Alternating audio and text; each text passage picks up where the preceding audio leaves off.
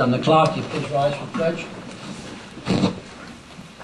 Pledge allegiance to the flag of the United States of America, and to the republic which stands, one nation, under God, indivisible, with liberty and justice for all.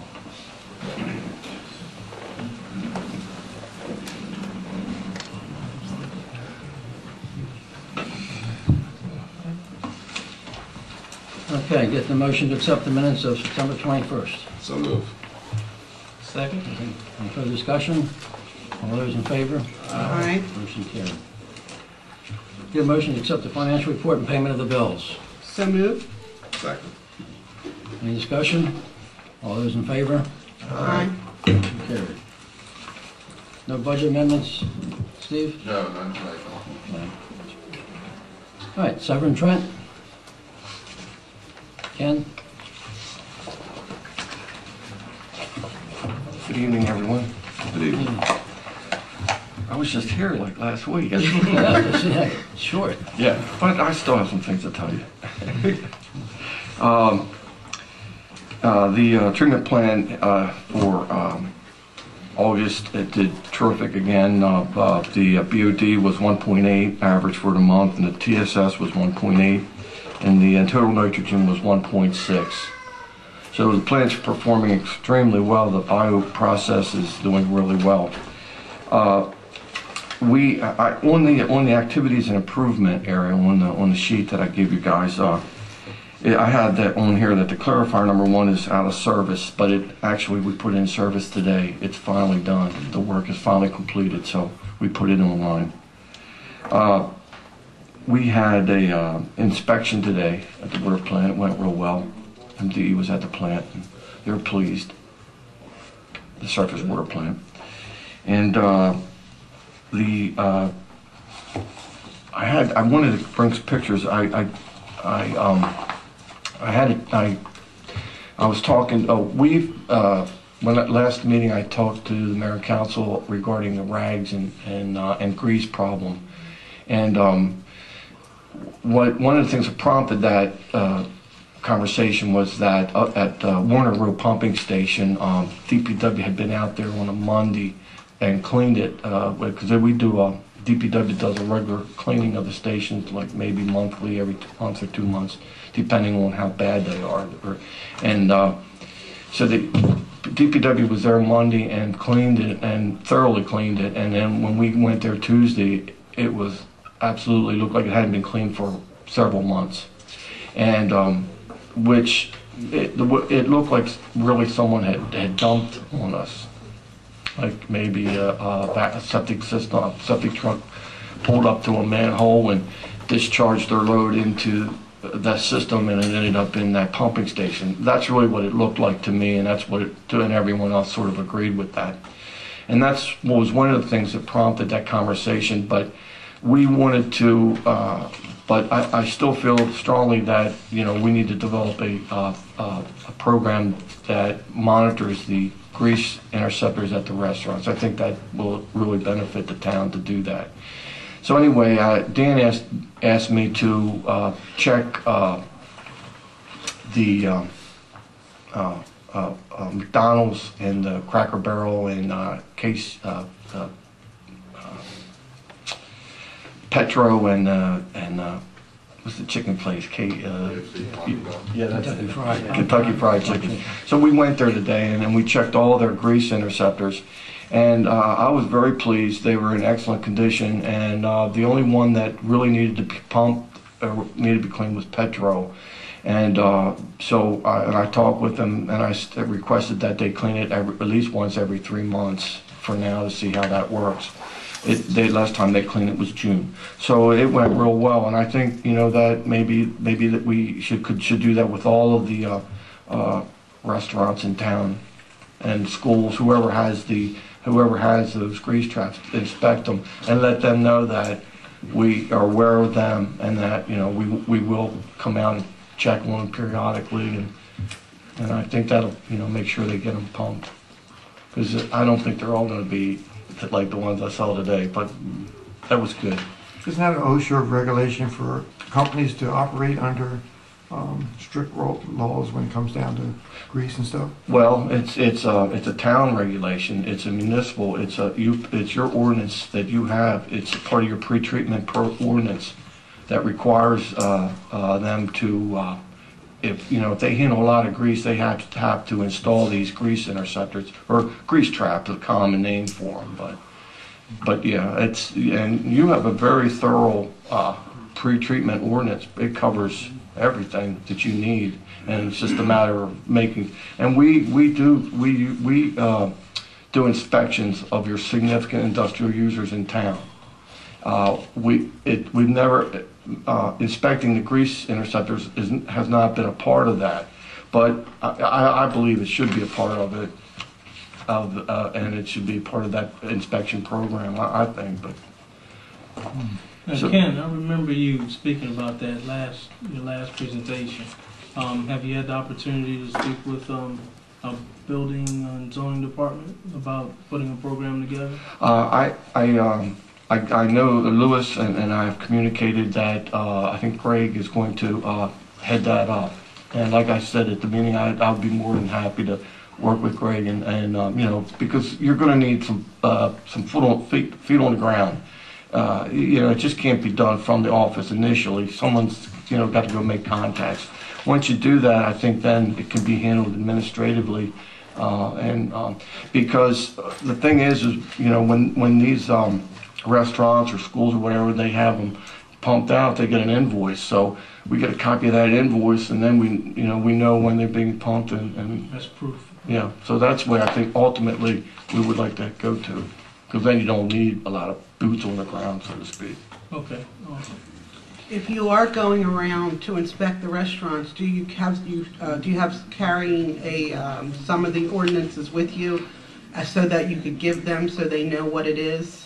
Especially if they are in violation, you'll have that to show them? I didn't have a copy of the ordinance, which is a really good idea. What I have is I have a inspection report that I fill out, that I use for the SIUs in town. And I had my ID with me. And when I went to Cracker Barrel, he wanted to verify my ID, so I said, had him call the town office, and I think he called Michelle, talked to Michelle. But I could have a copy of the ordinance. I think if you're going into the restaurants so they know, I think it's a great idea. Like you said, today was a good day, but I'm sure you might come across someone. Yeah, because that would be proof that, Right. I agree. That's a good idea. I'll do that. I could put it right on the, give it to them if they need it. And it would definitely be good to coordinate that with the building and zoning department. Okay. So you guys work hand in hand and kind of not kind of out there. Right. I got you. Yeah. So would you say to those guys out there on 279, most of those restaurants so far, mostly the big offenders?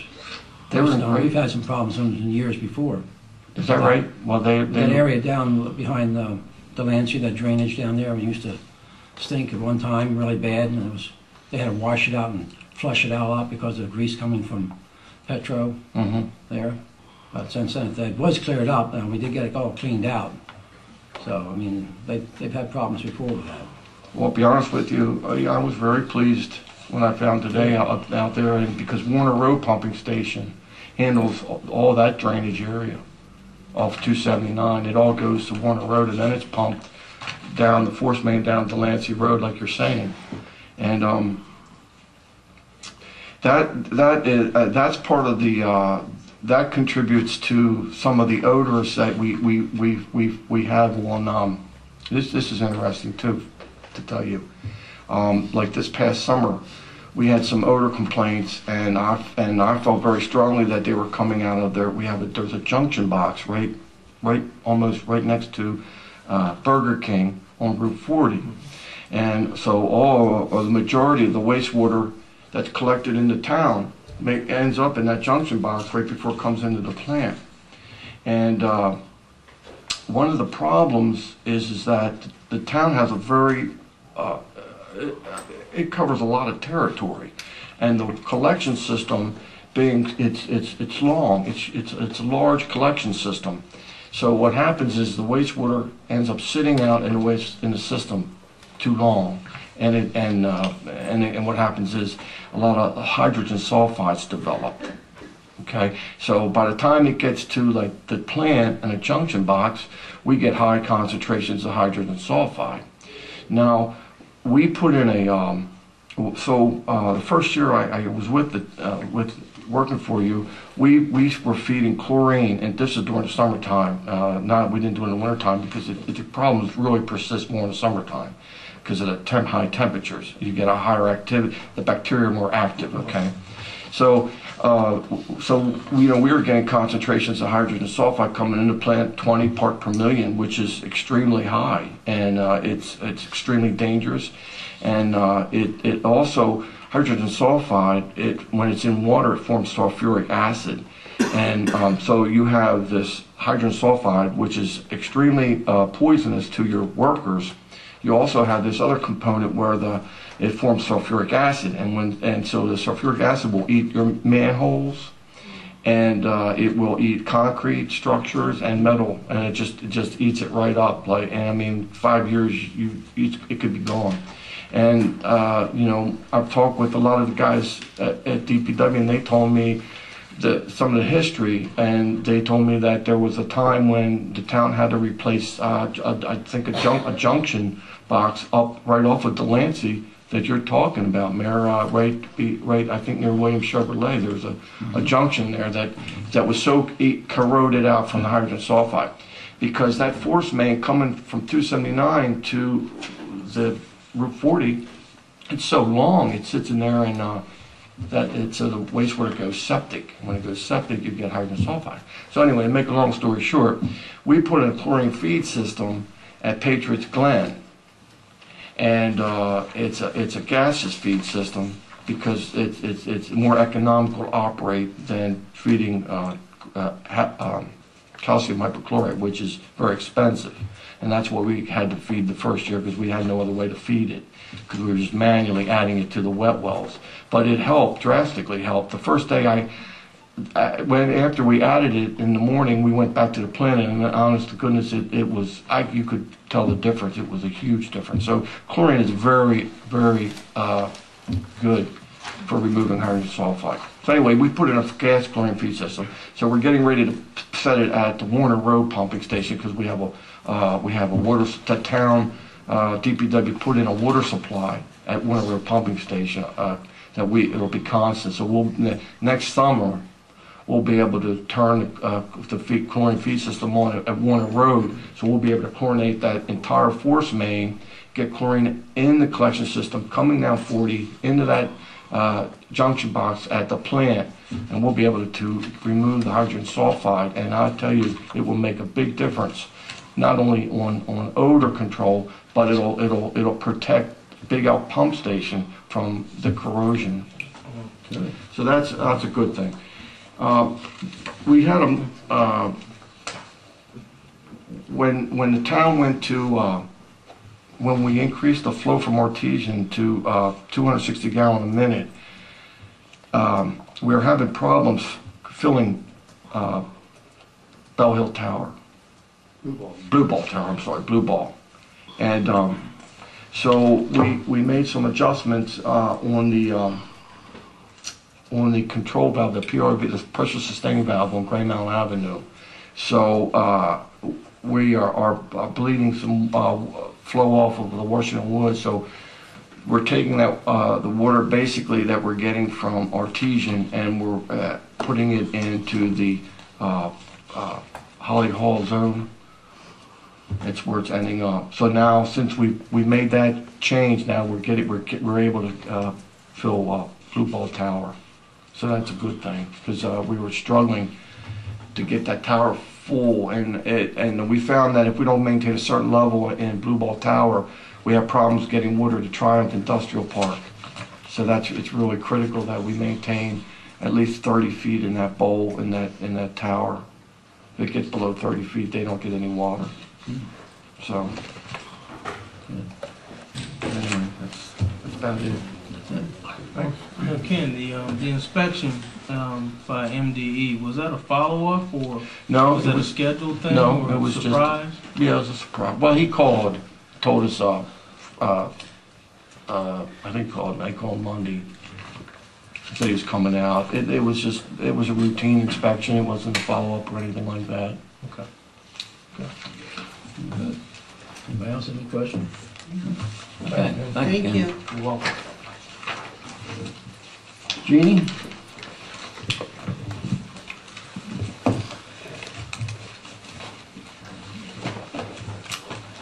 Hi.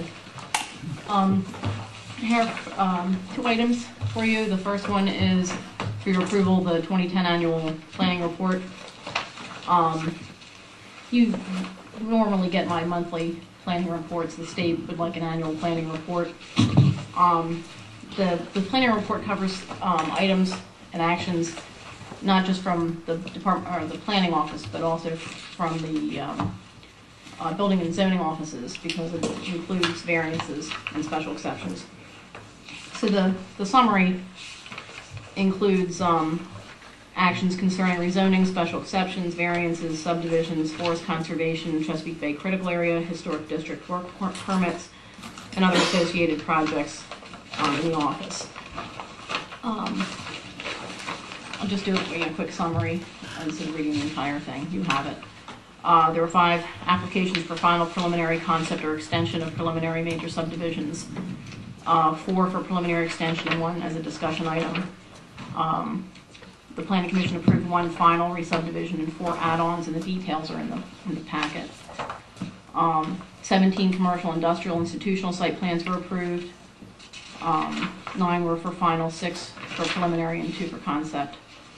22 requests were processed for special exceptions, variances, and appeals.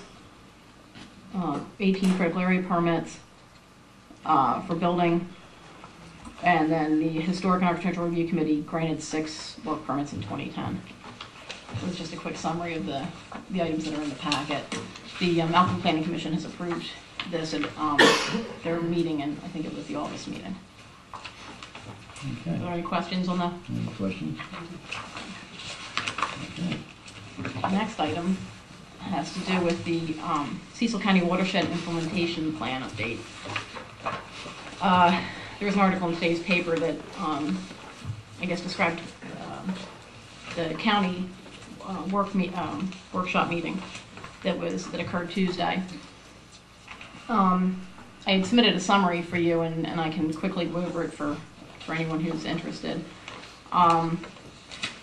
Basically, the Chesapeake Bay does not meet the EPA water quality standards. The EPA has required that the states, the Bay states, 6 Bay states, have target loads for nutrients.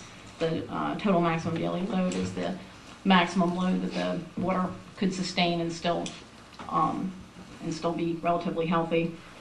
And their limits are set for nitrogen, phosphorus, and sediment loads. So the states had to agree to the loads.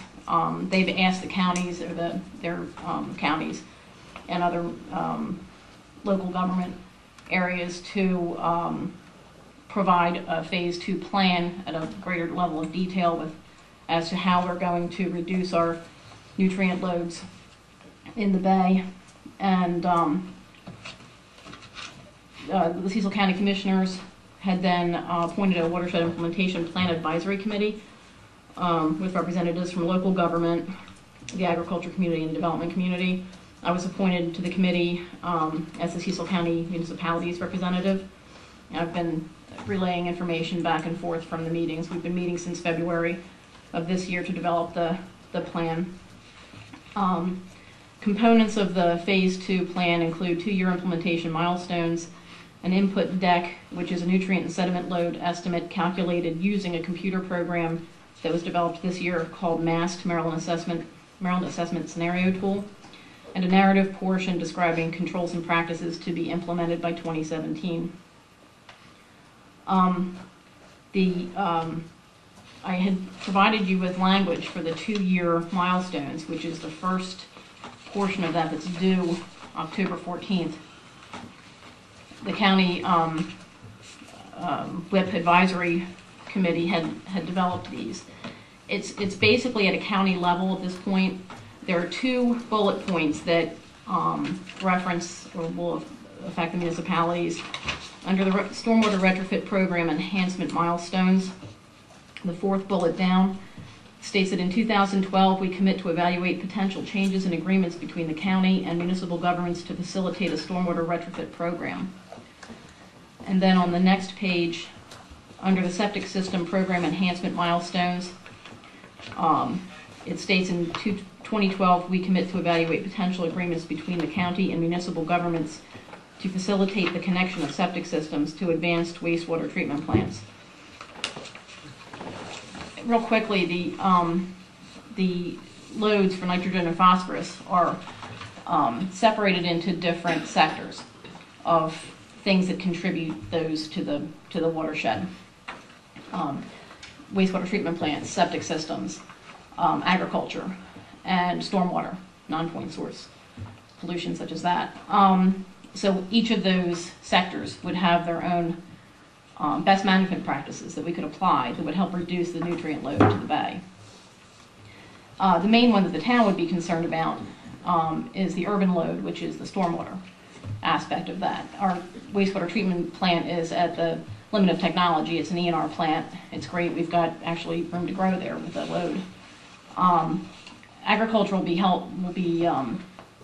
the agriculture portion of that will be dealt with an agriculture group that is working with the soil conservation, under soil conservation, to develop their milestones. So really the one that we're focusing on is stormwater at this point, and the occasional septic system that the town has a handful of septic systems still within the corporate limits that could be hooked into the treatment plant. So what we'd be looking at doing is, what we expect to be doing is planning for retrofitting areas in town that aren't currently treating their stormwater, areas that were built before 1985. And what we will plan to do, and we will be working closely with the county on this, is to come up with a plan for the watershed. The plan would have to be developed through an analysis of the best areas to situate which best management practices. They could be bioswales, underground storage, that sort of thing, to meet our load reduction. At this point, the plan that we're going to send to the state, that the state then has to incorporate into their plan and send to the EPA, at this point in time is pretty general and broad-based. We will be working on the details in the coming years. We're required to have milestones that by 2017 we have to meet 70% reduction in the load that we were allocated, that we had just received a couple weeks ago from the state. So how much was that? It depends on the, I don't have that in front of me, it depends on whether it's nitrogen or phosphorus and which sector you're looking at, whether it's stormwater or wastewater treatment plants. I can tell you off the top of my head, the nitrogen reduction for us for stormwater is about 6,000 pounds. For phosphorus, I want to say I think it's about 400 or 500 pounds for the 2020, which is 100% reduction. And what they did was the state has provided us with the loading calculations. And then they have given us what the limit is, what the total maximum daily load will be in 2020 to achieve the water quality that they're looking for. So we have to reduce it by that much by 2020. And that was 6,000 pounds? It's about 6,000 pounds of nitrogen. Mm-hmm. For stormwater, the urban load it's called, the stormwater. And it was 450 for? It's between 400 and 600 for phosphorus.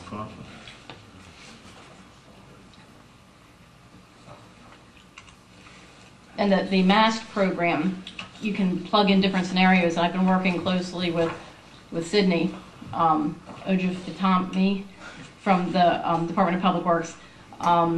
And we've been looking at the MAST program and trying to come up with ideas as to how we could reduce stormwater and where we might be able to do that, which we will be doing in greater detail in the years to come. Because what we want to look for, different best management practices have different efficiencies for removing the nitrogen and phosphorus loads. Bioswales are like 85%, so that's great. Street sweeping is 3%. I thought, oh, maybe we can increase our street sweeping, but it's probably not worth the gas if it's only at 3%. So we have to work with that and figure out the best plan for the most reasonable amount of money, and it's going to have to be something we'd have to budget for in the upcoming years. And we will work out with the county as to whether, if they're going to hire a consultant to do a watershed plan, whether we will be incorporated as part of that or whether we'd have to hire our own consultant to do that. Now, as far as with the wastewater plant, will you be like coordinating with Ken's team? The wastewater plant's good. We're pretty much locked out of that because that's Okay. good. It's ENR. We're in good shape with that. Okay.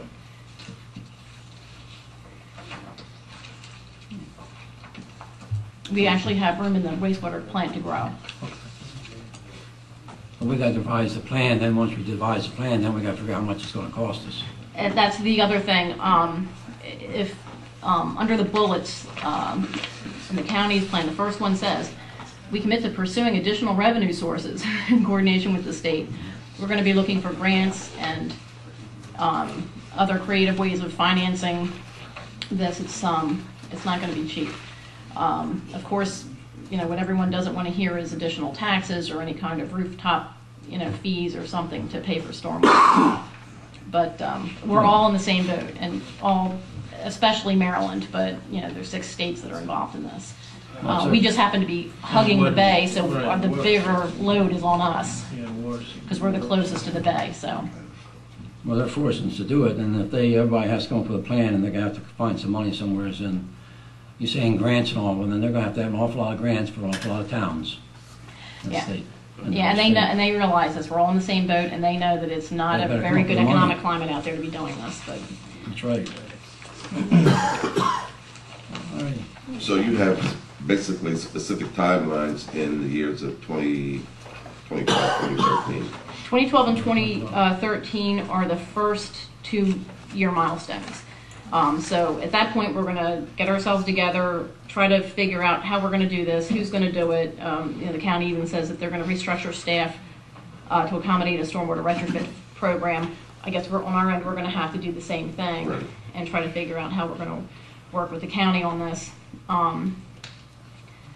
Then 2014 and 2015, we should be starting to implement some of these, budgeting for them and implementing them, so that by 2017, we have achieved the 70%, and by 2020, the 100%. Right, okay. That's the point.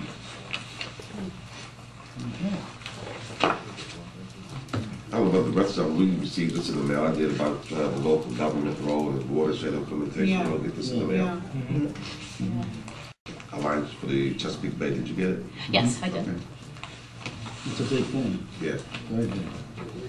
Yeah, I was surprised that it was, I knew there was 6 states, but I was surprised that New York was one of them. New York and Pennsylvania, Virginia, West Virginia, Delaware, Maryland, and Washington, D.C. DC. Yeah, Getting the states feeding in now. yeah. Okay, any other questions, Judy?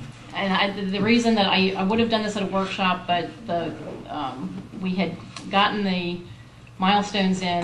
We had a WIP meeting just this past week before, and the county commissioners had their workshop on it yesterday, and they're going to have their public meeting on it next Tuesday.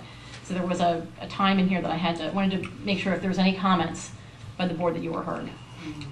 Okay, great. Thank you, Judy. Thank you. Thanks. Thank you. Okay, Louis. Okay, the first item I have tonight is ordinance 4-2011, excuse me. The ethics ordinance that was introduced at the 21st meeting.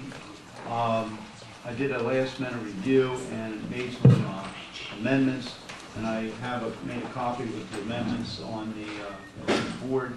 And I would recommend, because the board has not had an opportunity to fully digest those amendments and the ramifications of those amendments, that we postpone the adoption, my recommendation is postpone an adoption of this ordinance until next meeting on the 19th.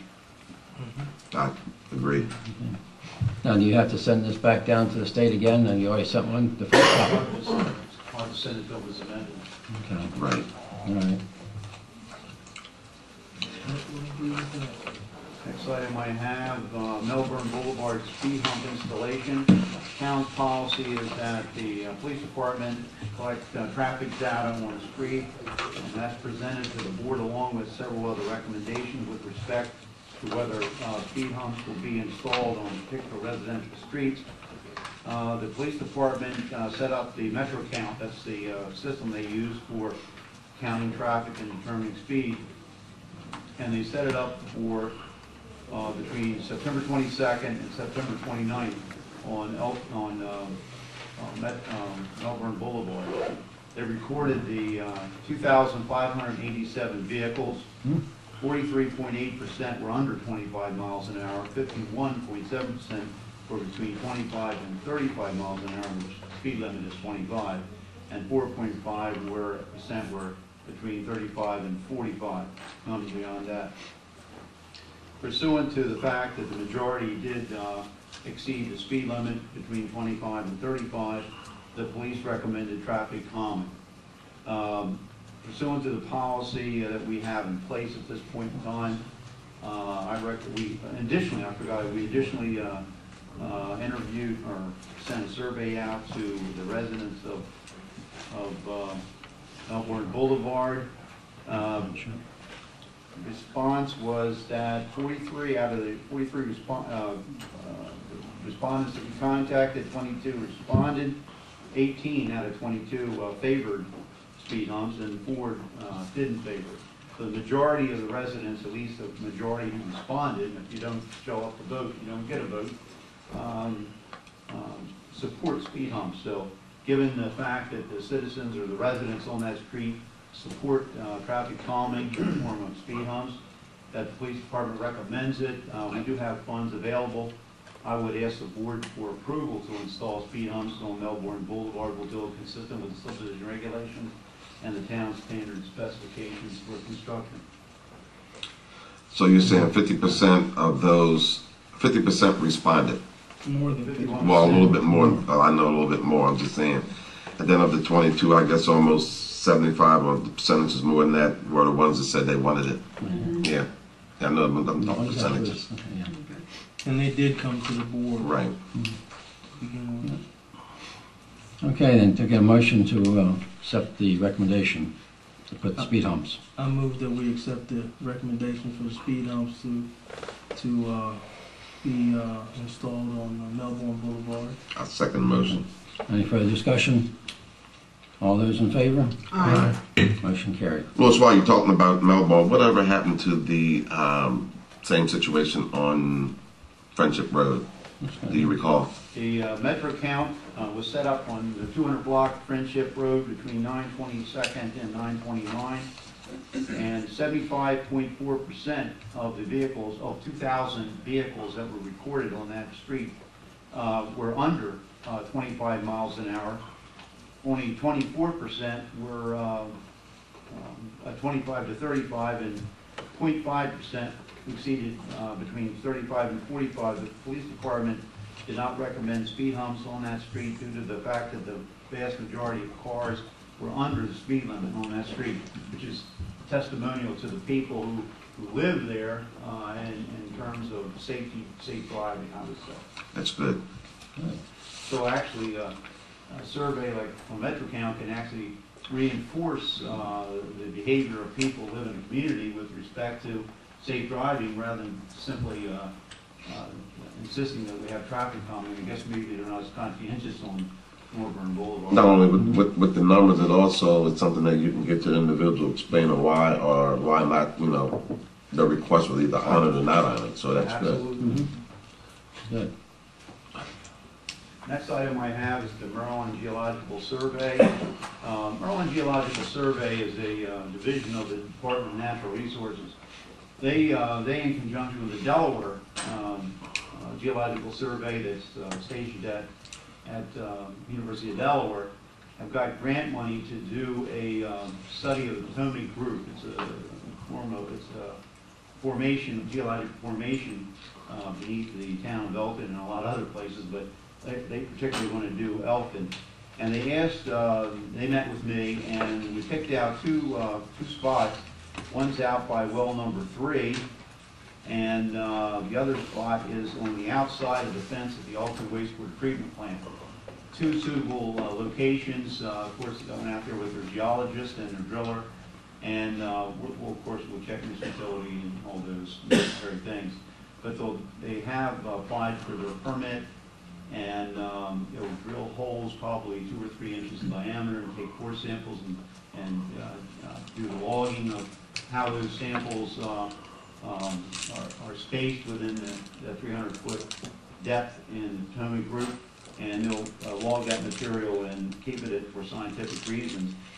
I asked the geologist to give some idea to the town, for example, about how that, other than scientific information, has a practical benefit, and basically she gave me kind of a technical summary, but the long story short is the fact that the Potomac group has sediments that contain water, and from which the town will draw water in well number 1, well number 2, well number 3, and well number 4 are all participating, if you want to look in that respect, in drawing groundwater. Hopefully, well number 4 will be approved before too long.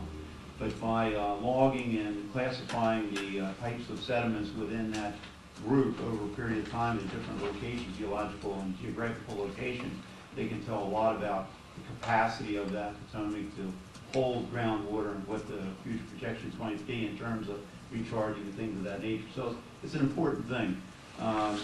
I figure we dealt with the Maryland Geological Society, survey before, and I would recommend the board allow them to do this work. In Elkton, obviously it's at their expense. They will restore everything as previous conditions and things of that nature. So I would ask the board for approval to let the Maryland Geological Survey conduct a core examination of the Earth's crust in the town of Elkton. Do I have a motion to accept? So moved. Second. Any further discussion? All those in favor? Aye. Motion carried. Thank you. Last item I have is of course I had talked to the board about this previously. Eastern Shore Natural Gas is building a transmission line through Marina Park, and I have received approval from their company to pay the town for temporary workspace and for permanent easement. I negotiated with them to make sure that the prices that they paid the town were consistent with what we had got from Pivotal Holdings, same amount. So they're willing to pay the town for a temporary workspace at 3 locations, a total of $11,820. This is just for temporary use of our property, or lay down and construction, and a permanent easement of $35,065 through it's a 20-foot easement through Marina Park parallel to Route 40, with a total amount of $46,885 payable to the town for the transmission line through Marina Park and along the shoulder of Route 40 opposite our treatment plant, but it's in the state right of way. They want to use the town property as a temporary construction because it expands, and then they'll restore it. But the line is located in the state highway right of way on that location. I would recommend the town accept $46,885 from Eastern Shore Natural Gas for the transmission line construction in Elkton for the permanent easement and for the temporary workspaces. Okay, do I have a motion to accept? So moved. Second. Any further discussion? All those in favor? Aye. Motion carried. That completes my report. Okay. Full business. Have any, Mary Jo? Yes. Have we heard anything yet back from United Water? I've only heard that they're looking at it, but they haven't given any draft agreement or estimated cost as yet. Been in touch with their engineer. Okay. I don't have anything yet. And also, the last meeting we had Ms. Johnson in here from Whitehall Road regarding her failing septic and annexation. Is anything happening with that? Yes, I received a proposal today through, I don't see him here now, Dan Handley, our Public Works Director. I won't say who the contractor is on the record, but the contract estimate for connecting this line, water and sewer, is $26,224. That doesn't necessarily mean the town would accept it, but the board wanted an estimate for constructing a connection to the water line and sewer main that actually passes in front of this woman's house, and $26,224 is the price I got for the construction work. Thank you. Very expensive. I just want to follow up with the Meadow Park cleanup. Yeah. Where are we at with that? Because I haven't seen anything being moved or shuffled around. Dan Handley has contacted Kraus Brothers and will purchase 2 full days of work from Kraus Brothers Excavating, to remove all the large material. They've been out there twice, but it rained and the land is too soft to support their equipment. So as the mayor called me today and suggested, maybe by the end of the week or early next week, if it doesn't rain, we'll be able to get a lot of that material out of there, because it's a real mess. There's no question about it. Did we have any conversation with the state of double handling, moving it from the roadway over to the Meadow Park property, as far as them removing it when they're hounding off Delaware Avenue? No, I haven't got anything from Ken Bender on that yet, but I'll follow up on it. We have a pre-tour meeting next week, I think, pre-tour, and that we're going to come up with that about removing All right, that thank you. at the pre-tour meeting with the Maryland Department of Transportation. That's all. John? My question was the same as Mary Jo. As a matter of fact, I saw that the lady that was here at the nursing home on Friday, but she had not heard anything. But today it's Wednesday, so evidently between that time, Morse must have gotten the figures to her. You know, the proposal that I got was today, this afternoon, actually. I hadn't had a chance to communicate that with her at all yet. Is it? I probably should have asked Ken this, but I wanted to know if we made progress with the communicating with the detention center concerning the clothing or rag issue. Yes, they're going to install grates in their effluent manhole over there to screen that material. Okay. And are we moving forward with some type of plan to deal with, I think there's a system that we were looking at as far as costs for dealing with the disposal of the rags that did get through the system? The screening? Yes. Yes, I have a meeting tomorrow at 2 o'clock with Ken and Stearns and Wheeler engineer about that at the Big Elk pump station. Okay. And we have what, still two options on the table, or we're just looking at the one? He had the type of system that Ken had favored. Right, was the That's Fire Lift. right. I think that's the one we're primarily looking at. Okay. I met with one of the other Stearns and Wheeler engineers the other day, and there was constraints with respect to space for a big system because of the way it's built. Okay. And he had recommended tentatively that if when to look into it seriously, may have to build platforms and controls. A cover over this thing and everything, otherwise it could freeze and everything. Okay. It would get pretty expensive. So I asked the other engineer to come down tomorrow, and we're having a meeting with Ken about it. Okay. And the other concern Ken had talked about, and that was the program for the grease traps within the town. Yeah, Craig's already putting the material together to set up a program. All right. Town has ordinances against that requires grease traps or grease interceptors. Also, it has a requirement for maintenance. The Maryland Plumbing Code requires that too, and they're in. And I had already met with Craig, and he's already downloaded a lot of information about enforcement program. And we'll probably his department will probably do that. Okay, awesome. I remember them inspecting before, so, all right, great, that's it for me. That's it. Okay, the other thing I have is that, sent an email out to you guys. We got 2 resignations from the Ethics Committee.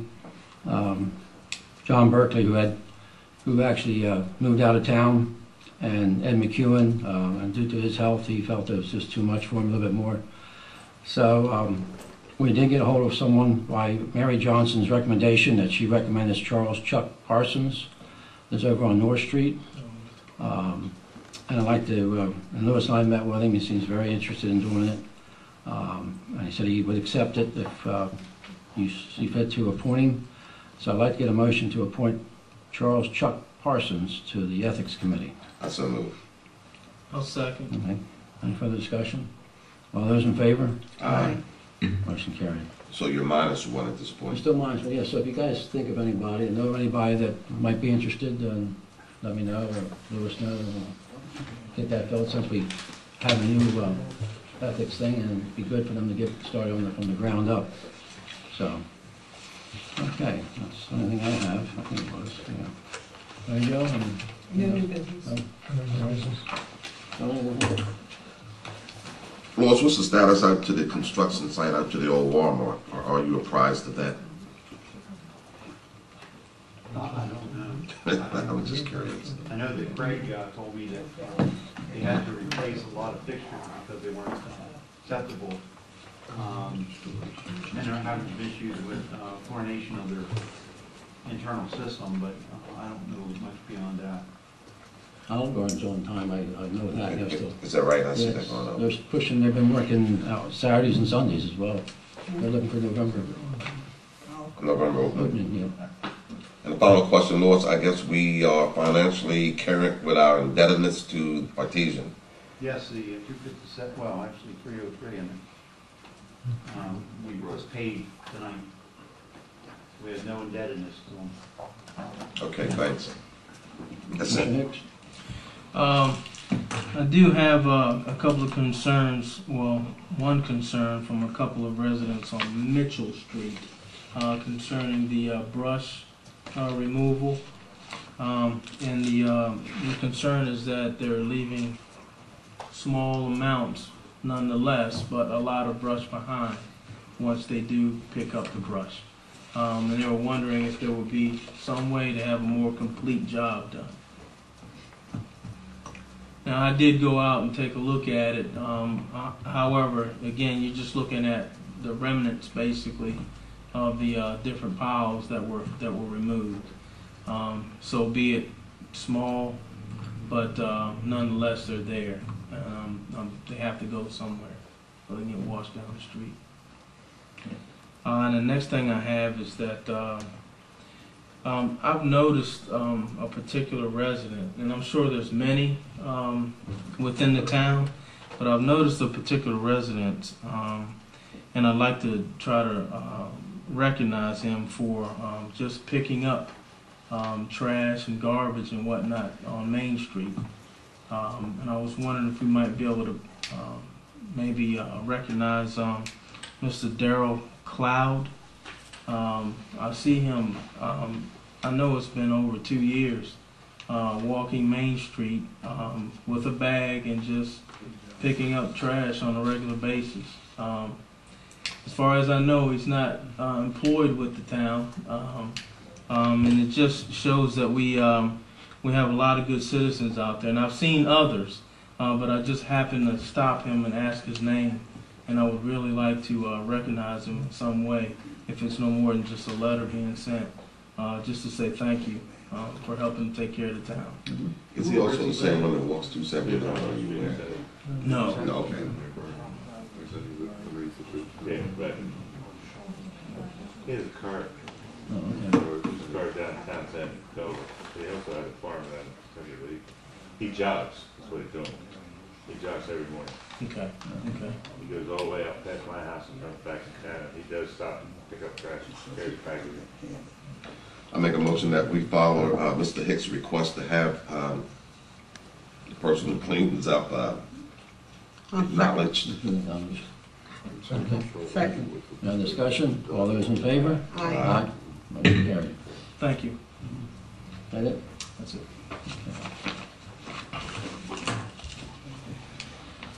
Okay, Mr. Litzenberg?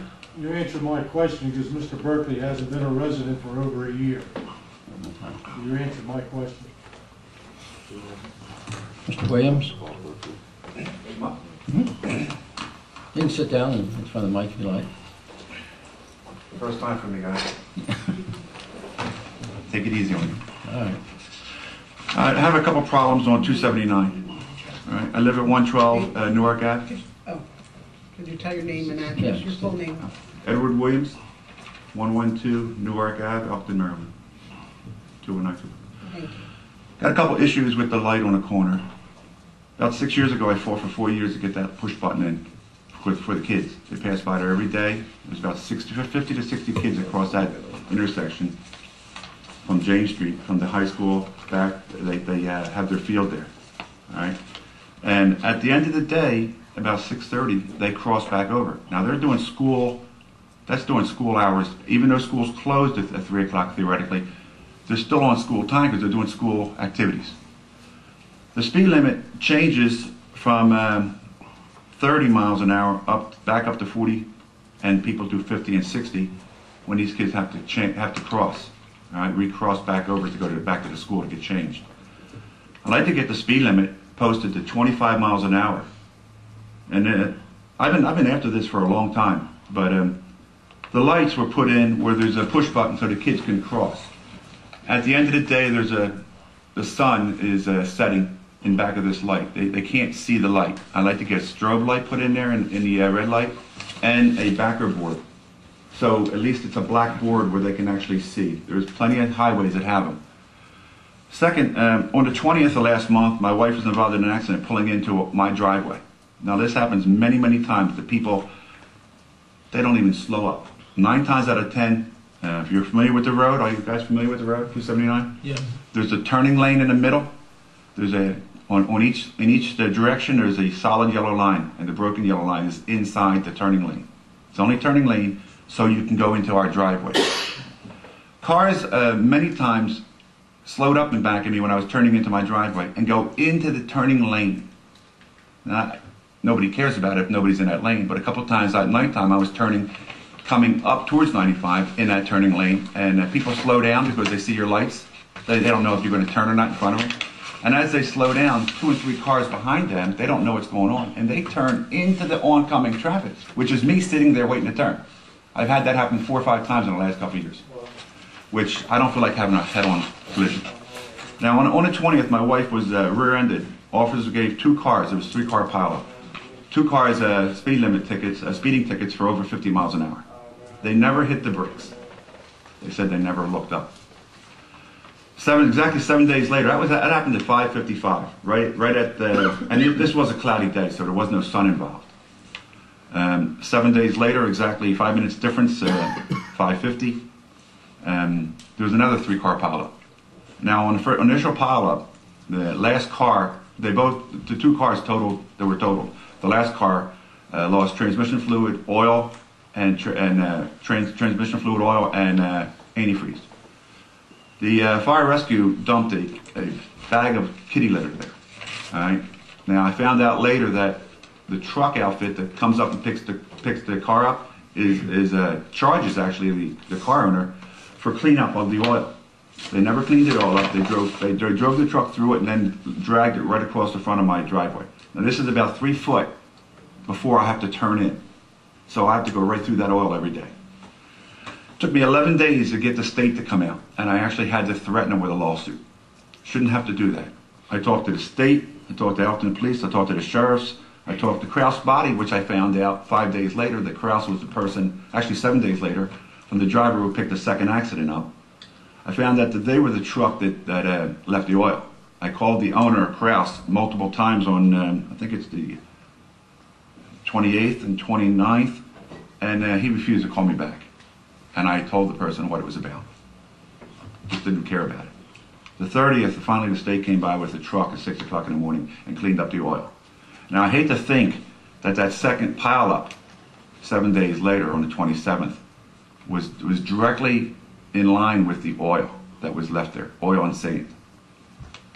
And apparently one of the kids, I could talk to the police officer on the 27th. I asked him what happened. He said, oh, one of the kids caused the accident by pushing the button. There's a kid going home from the field back over to the school. How could you blame a kid for pushing a button if the button's there so he can cross the road?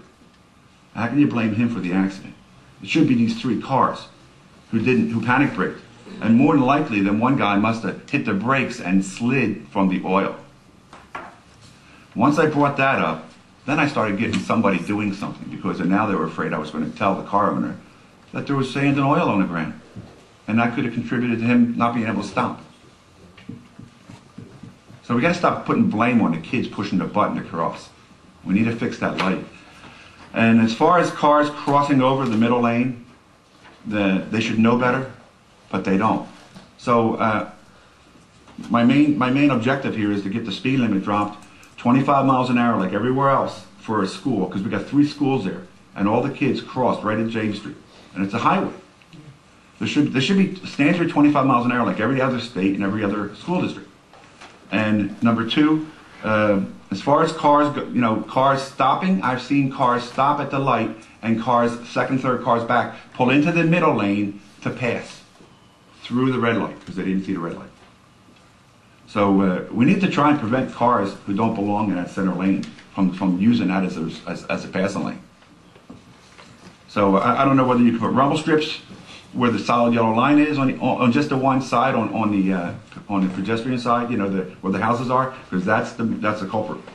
That side where they're going into the center lane, heading into town towards 213, or maybe even speed bumps in the turning lane to keep them from doing the 50 and 60 miles an hour in that middle lane. That would shake them up.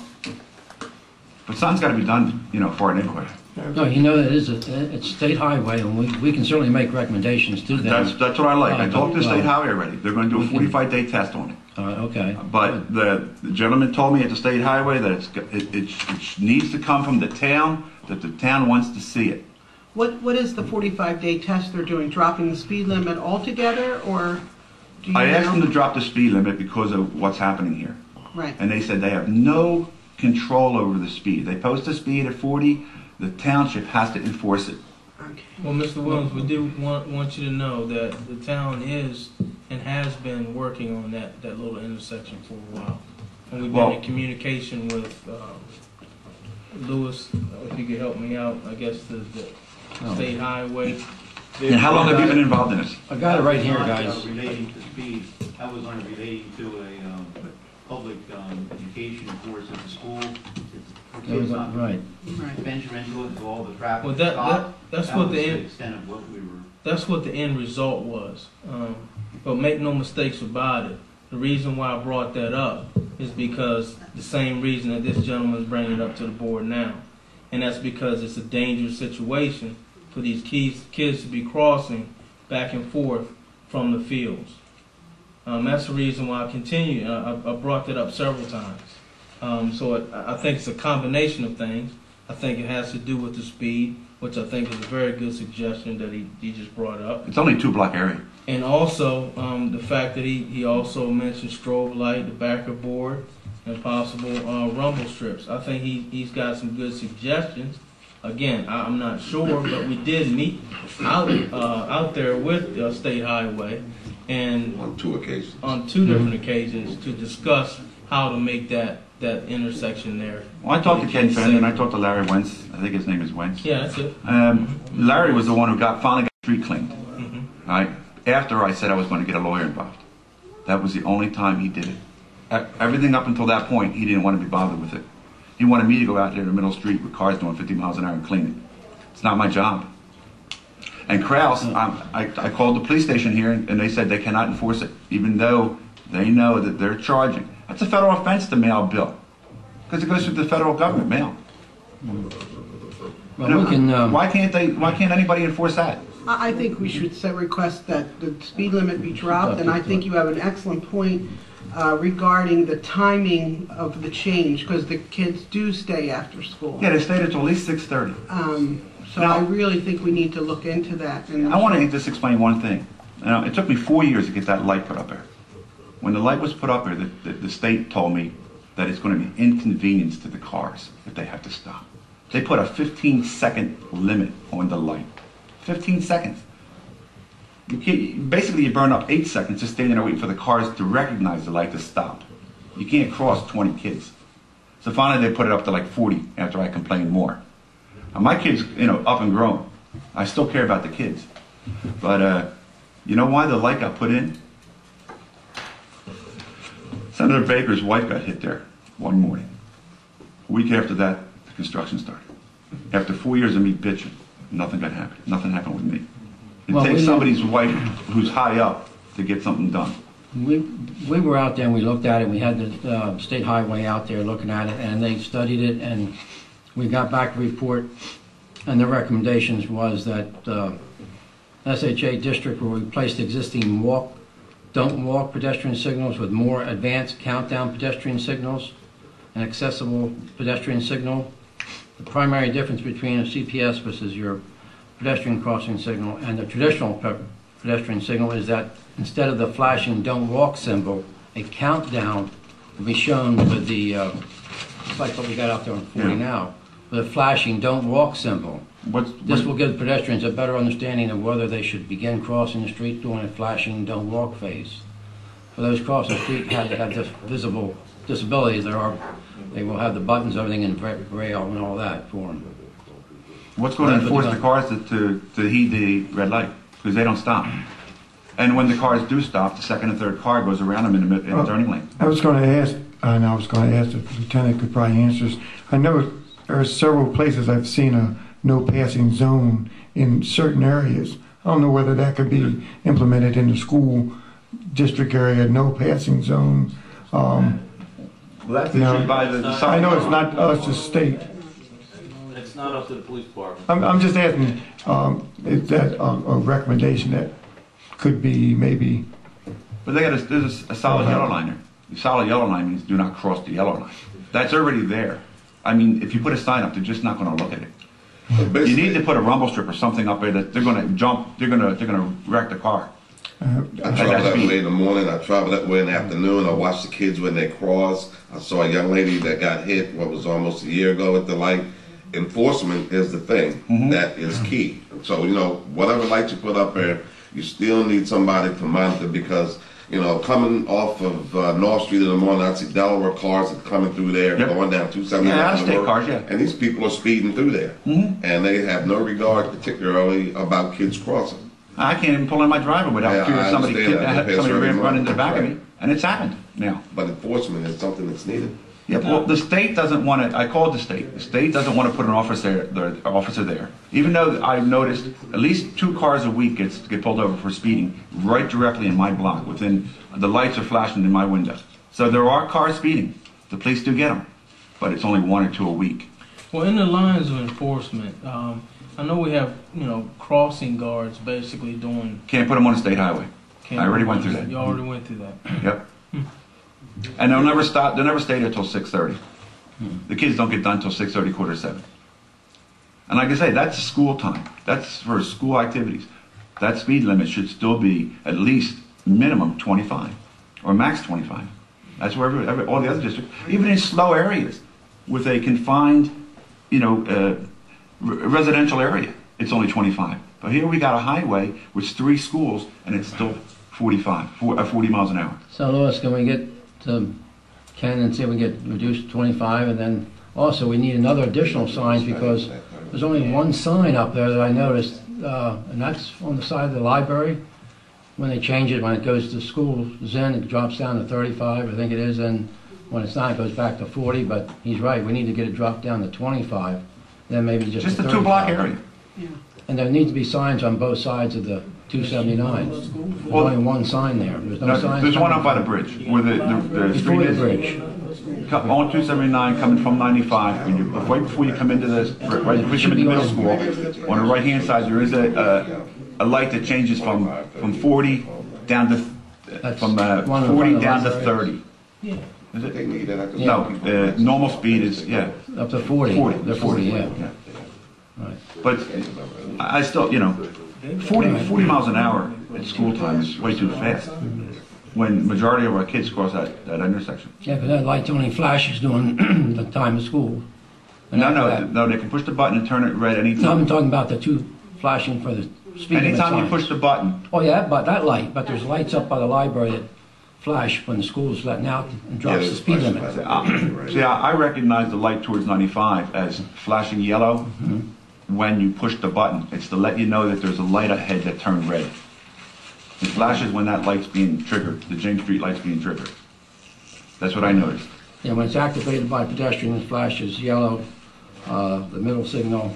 But after 3 seconds, the rapid flashing signal will then change to solid yellow signal. And after 3 seconds, the solid yellow signal will change to a solid red signal. So then 2 seconds will elapse and referred to as the red time, then Does it tell you how long the kids got to cross? How many seconds they're given? the flashing, and then will operate for the other.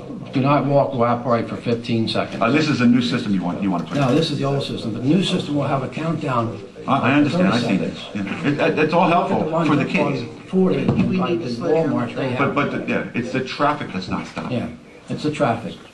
You know, I mean, it's really. I'm almost thinking about moving. It's too dangerous. You know, and there's an accident there at least once every week to 2 weeks, right in that area. I've seen multiple times when cars. There's actually been a bus getting ready to make a left-hand turn into James Street, and he's in the turning lane, heading, facing 95. Cars coming down from 95, making a right-hand turn into James. The cars in back of them go into the passing lane and almost run head-on into the bus, because the bus has to wait for the car making the right-hand turn. He has it right away, and then people they do not want to wait. And you're right, they're mostly out of state. They are. Oh. So we need to give them an education on traffic. You know. Okay, we'll send a letter to them, let them know, and see what we can do to help you out there. Thank you very much. Thank Yeah, you. thanks for coming in. Yeah, thank you. Talk to you later. And that's all. I have a motion to adjourn. So moved, sir. A second? Second. All those in favor? Aye. This meeting is adjourned.